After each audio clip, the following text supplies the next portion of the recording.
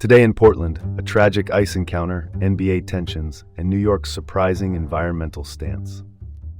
I'm Dean Bark. Welcome to the City Report with Dean Bark from Portland, Oregon. First up, a man died in Florida after an encounter with ice. That is the third such death in a week. ICE is U.S. Immigration and Customs Enforcement, the federal agency that enforces immigration law. Authorities say a 28-year-old man from Mexico was struck by a truck while fleeing ICE agents in Florida. This follows two deadly incidents already under national scrutiny. Earlier this month, Lorenzo Salgado Araujo was killed in Houston during an ICE operation, and Joan Sebastian Guerrero was shot by ICE in Maine. Those names matter. They are people whose families are now grieving. The rationale behind the tactics used in these incidents remains unclear, and that uncertainty is fueling questions about policy, training, and accountability. Here in Portland, the relevance is direct. Our community is home to immigrants, advocates, and law enforcement who all live with the consequences when federal operations go wrong. Best practice says arrests should minimize risk to bystanders and suspects. 3 deaths in a week suggests those best practices are either inadequate or not being followed. Let's cut to the chase. ICE needs to reevaluate its methods before more lives are lost. Moving on, NBA Commissioner Adam Silver says progress on Moda Center renovations is off track. Adam Silver is the head of the National Basketball Association. The Moda Center is the Blazers' home arena in the Rose Quarter. The point is not cosmetic. Upgrades are tied to the Trail Blazers' long-term future in Portland and to our ability to host marquee events. Arena overhauls are complex. Seismic work, new concourses, upgraded seating, accessibility, and modern broadcast and concession systems. That means money, logistics, and timing, all while trying to keep the building usable. Delays risk missing NBA scheduling windows and could sideline Portland from all-star caliber weekends and major concerts. Well, that is one way to shrink your spotlight without dimming a single bulb. The takeaway is simple.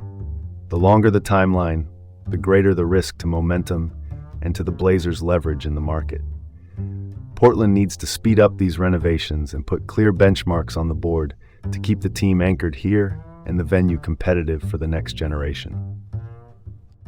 Next up, New York Governor Kathy Hochul has ordered a moratorium on new large data centers. Hochul leads the state of New York. Data centers are the warehouse-sized facilities that power cloud computing. New York is the first state to hit pause, citing environmental concerns like power demand, local grid stress, and water use for cooling. This move underscores a growing tension between tech expansion and ecological limits.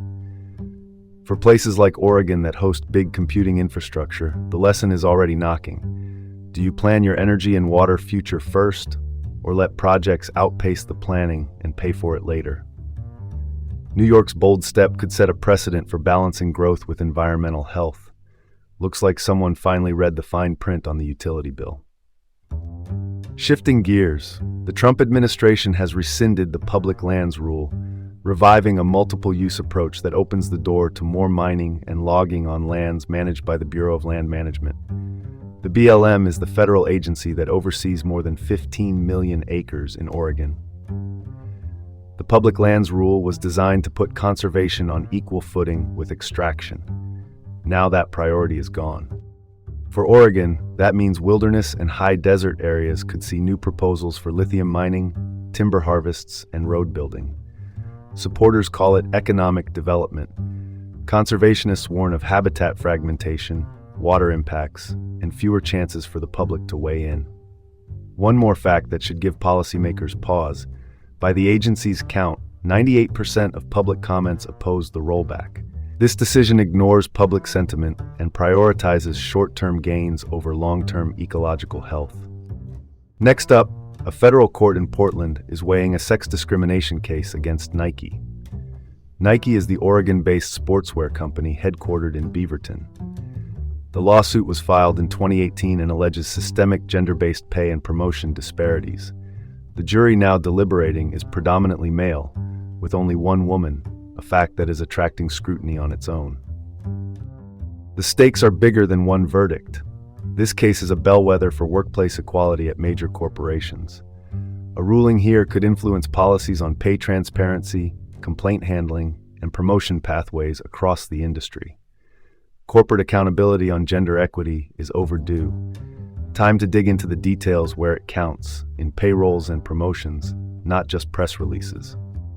And that's your report for today from the City Report with Dean Bark in Portland. Have a great day and join us again tomorrow.